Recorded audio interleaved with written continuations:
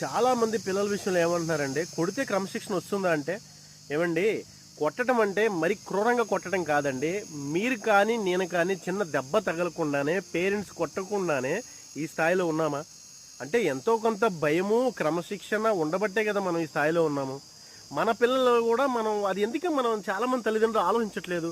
అయ్యో నా పిల్లలు బంగారం, నేను కొట్టను వాళ్ళని, తిట్టను వాళ్ళని, వాళ్ళకి ఏం చెప్పను, వాళ్ళకి ఏం పని చెప్పను.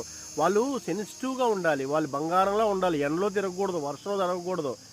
ఒకటే అండి, నువ్వు ఏం అనుభవించావో అవన్నీ నీ పిల్లలు అనుభవించాలి. నువ్వు ఎండలో కష్టపడ్డావా అది చెప్పు, నువ్వు పని చేసావా అది చెప్పు, నీకు శాలరీ ఎలా వస్తుంది, ఎలా కష్టపడుతున్నావో అది చెప్పు, పెద్దలతో ఎలా ఉండాలో అది చెప్పు. ఇవన్నీ చెప్పాలండి. ఇప్పుడు న్యూస్ చూస్తున్నాం, డైలీ న్యూస్ పేపర్ చదువుతున్నాం, పక్కన కూర్చోబెట్టుకోండి. ఇది ఇలా జరిగింది, ఇలా జరిగింది, పిల్లలు ఎత్తుకుపోతున్నారు, పిల్లల మీద ఇలా అఘాయిత్యాలు చేస్తున్నారు, జాగ్రత్తగా ఉండాలి, అన్న ఉన్న పర్సన్తో మాట్లాడొద్దు, మంచిగా